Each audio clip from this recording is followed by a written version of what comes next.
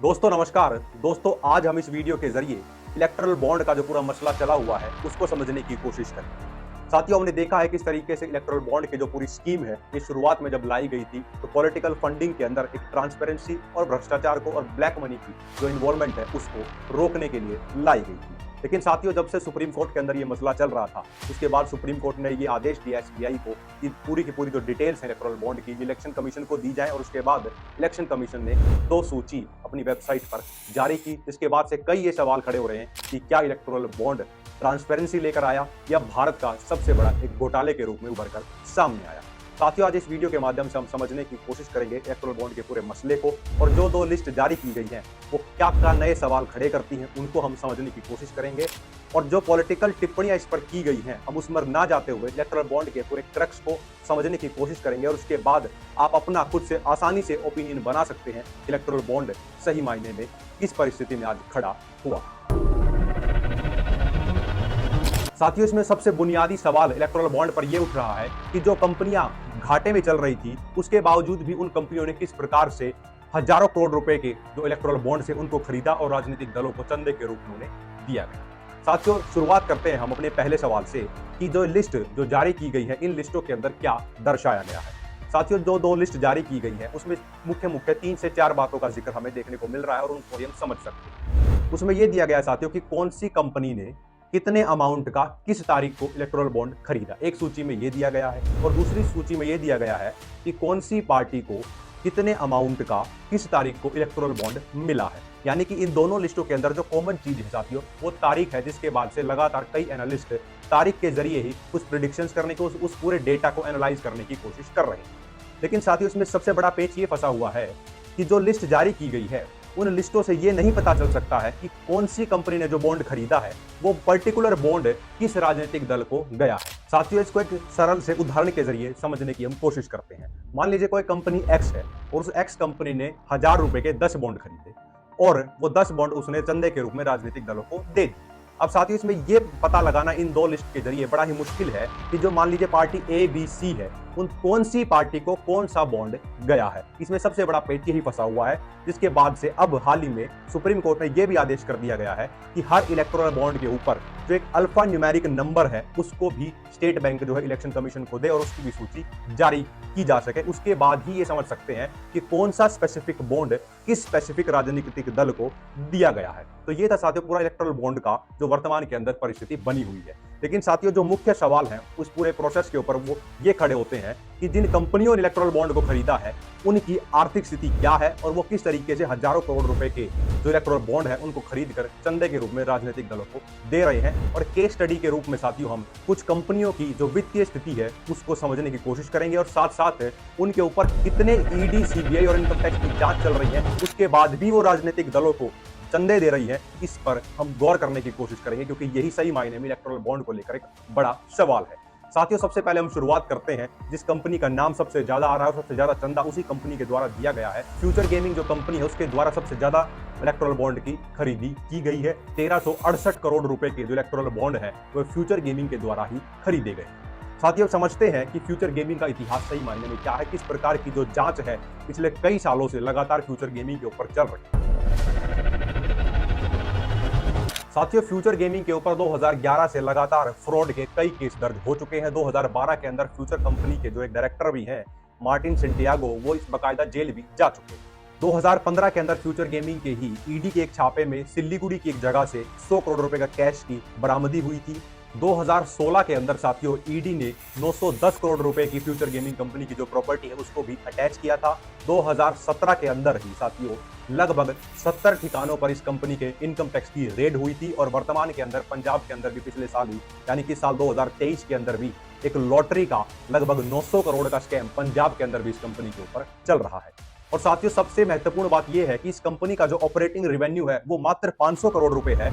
उसके बावजूद ये कंपनी 1368 करोड़ रुपए का चंदा कैसे दे पा रही है, ये अपने आप में एक बड़ा सवाल इस कंपनी के ऊपर भी खड़ा करता है। और जिस प्रकार से ईडी की इतनी इस पर जांच चल रही है, इनकम टैक्स की रेड हो रही है, उसके बावजूद भी इसी कंपनी से चंदा लिया जा रहा है, ये अपने आप में कई सवाल खड़े करता है। साथियों, इसी तरह जो दूसरी सबसे ज्यादा चंदा देने वाली कंपनी है उसके ऊपर भी कैग के द्वारा यानी कंट्रोलर एंड ऑडिटर जनरल के द्वारा ही कई सवाल खड़े किए गए हैं। साथियों, हम बात कर रहे हैं mega engineering and infrastructure company.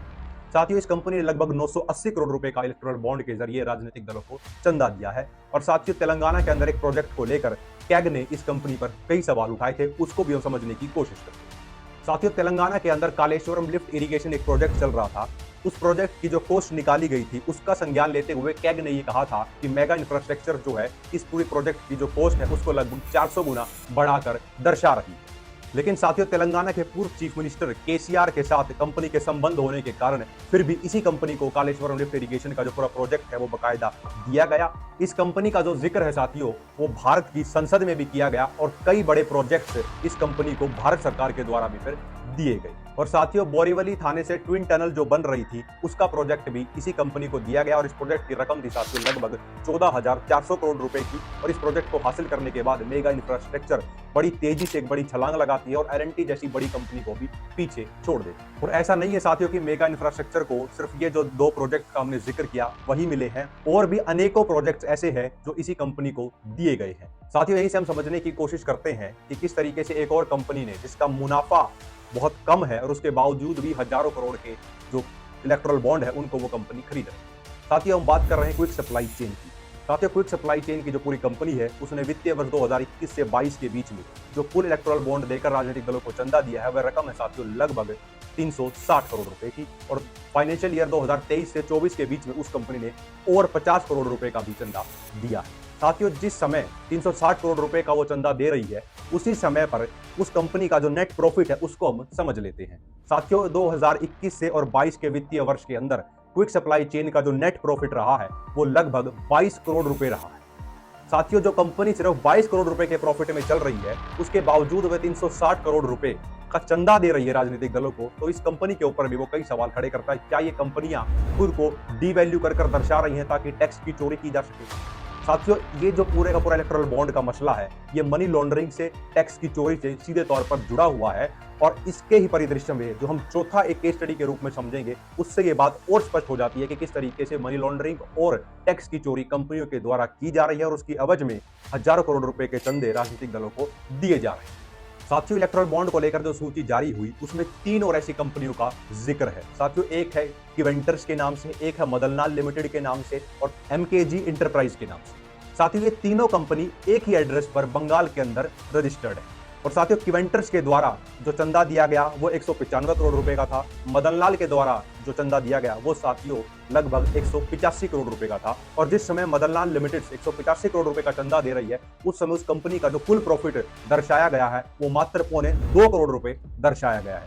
साथियों, इस बात से एक बात स्पष्ट होती है कि एक ही एड्रेस पर 3 कंपनियों को रजिस्टर्ड करके जिस तरीके से कंपनियों की वैल्यू को डीवैल्यू किया जा रहा है, यानी कि जो उसकी फुल वैल्यू होनी चाहिए एसेट्स की और हर चीज की, उसको घटाकर दर्शाया जा रहा है, यानी कि ये सीधे तौर पर मनी लॉन्ड्रिंग और टैक्स की चोरी की दिशा में बढ़ने का काम हमें नजर आता है। और उसके बाद जिस तरीके चंदे दिए जा रहे हैं ये सीधे तौर पर अपने आप में मनी लॉन्ड्रिंग की और शेल कंपनीज के जो कनेक्शंस हैं उनको भी दर्शा रहा है, क्योंकि लगातार हमें देखने को मिल रहा है कि जो कंपनियां घाटे में हैं वही ज्यादा चंदा दे रही हैं, या फिर जिनके ऊपर जांच ज्यादा बैठी हुई ईडी, सीबीआई और इनकम टैक्स की, उनके द्वारा ही चंदे ज्यादा दिए जा रहे हैं। साथियों, जब इलेक्टोरल बॉन्ड की पूरी स्कीम को लाया गया था उस समय भी कई बड़े बदलाव भी हमें देखने को मिले थे, यानी कि कंपनी एक्ट के अंदर बदलाव किए गए थे, इनकम टैक्स एक्ट के अंदर बदलाव किए गए थे और रिप्रेजेंटेशन ऑफ पीपल्स एक्ट 1951 के अंदर भी कुछ बड़े बदलाव किए गए थे जो अब सुप्रीम कोर्ट के द्वारा एक तरीके से नन एंड वॉइड कंसिडर कर दिए गए। साथियों, तो हमने देखा किस तरीके से कंपनियों को जो घाटे में चल रही हैं वो लगातार बड़े पैमाने पर राजनीतिक दलों को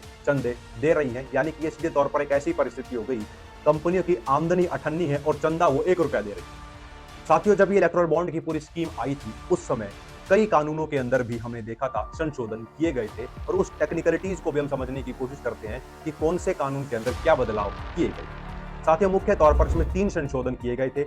रिप्रेजेंटेशन ऑफ पीपल्स एक्ट 1951 के अंदर संशोधन किया गया, इनकम टैक्स एक्ट 1961 के अंदर संशोधन किया गया और साथियों इसमें कंपनीज एक्ट 2013 के अंदर भी एक संशोधन किया गया। साथियों, उन संशोधनों को भी हम समझते हैं कि वो कैसे इलेक्टोरल बॉन्ड से सीधे तौर पर जुड़े हुए हैं। तो साथियों, शुरुआत करते हैं सबसे पहले रिप्रेजेंटेशन ऑफ पीपल एक्ट 1951 के सेक्शन 29C में ये लिखा गया है कि कोई भी कंपनी या कोई भी व्यक्ति अगर किसी राजनीतिक दल को 20,000 से अधिक कोई दान देता है, चंदा देता है, तो उसकी जानकारी सार्वजनिक करनी होगी। उसको सार्वजनिक करना अनिवार्य है, ऐसा उसके सेक्शन 29C में लिखा गया। लेकिन साथियों संशोधन के जरिए जो ये कंडीशन थी इसको 2017 के अंदर हटा दिया। साथियों कंपनीज एक्ट 2013 के तहत कोई भी कंपनी किसी राजनीतिक दल को चंदा देती है उस पर 7.5% की लिमिट लगाई है, यानी कि अपने प्रॉफिट का 7.5% हिस्सा ही वो चंदे के रूप में दे सकती है, उसकी एक लिमिट लगाई गई थी। साल 2017 के अंदर संशोधन करते हुए इस मैंडेटरी कंडीशन को भी हटा दिया। साथियों इनकम टैक्स एक्ट 1961 के सेक्शन 13A क्लोज बी में ये लिखा गया था कि कोई भी व्यक्ति या कंपनी जब 20,000 से ऊपर का कोई डोनेशन देती है, चंदा देती है, उसकी जो डिटेल्स है उनको मेंटेन कर उनको रिकॉर्ड करना इनकम टैक्स एक्ट के तहत मैंडेटरी था। लेकिन 2017 में संशोधन करते हुए उनके डिटेल्स को रखने के जो मैंडेटरी क्लोज था उसको भी संशोधित कर दिया गया, यानी उसको भी हटा दिया गया। तीनों संशोधन जो साथियों किए गए ये साल 2017 में फाइनेंशियल एक्ट के अंदर किए गए थे, जिसके बाद से इलेक्टोरल बॉन्ड के लिए ही ये विशेष रूप की कुछ सुविधाएं बनाई गई। साथियों जिस तरीके से कौन सा इलेक्टोरल बॉन्ड स्पेसिफिकली कौन सी पॉलिटिकल पार्टी को गया है उसको समझना भी बहुत ज्यादा जरूरी है। इसीलिए हर इलेक्टोरल बॉन्ड के ऊपर जो अल्फा न्यूमेरिक नंबर है उसकी लिस्ट भी जारी होना बहुत ज्यादा जरूरी है, ताकि इलेक्टोरल बॉन्ड्स को मैच किया जा सके। क्योंकि कोई भी इलेक्टोरल बॉन्ड जब जनरेट हुआ है तो उसको इनकैश करवाने का जो टाइम पीरियड है वो मात्र 15 दिन का है साथ। तो इसलिए ही सुप्रीम कोर्ट ने यह आदेश भी दिया है कि अल्फा न्यूमेरिक नंबर्स जो हैं इलेक्टोरल बॉन्ड के उनकी भी लिस्ट जारी की जाए। और हाल ही में इलेक्शन कमीशन के पास अब वो लिस्ट भी एसबीआई के द्वारा दी जा सकती है। तो साथियों ये था पूरा इलेक्टोरल बॉन्ड का मसला, जो वर्तमान के अंदर एक ट्रांसपेरेंसी के साथ साथ जिस उद्देश्य से इसको लाया गया था, एक भ्रष्टाचार क्या इसमें हुआ है उसको लेकर कई सवाल इस पर खड़े हो चुके हैं। साथियों आप सबसे मेरा अनुरोध है इस पूरी बात को समझते हुए और इस पूरे फैक्ट्स एंड फिगर को देखते हुए कमेंट सेक्शन में आप अपना फीडबैक जरूर दें कि आप इलेक्टोरल बॉन्ड को लेकर क्या सोचते हैं। साथियों आप सबने मुझे सुना उसके लिए बहुत बहुत धन्यवाद। जय हिंद।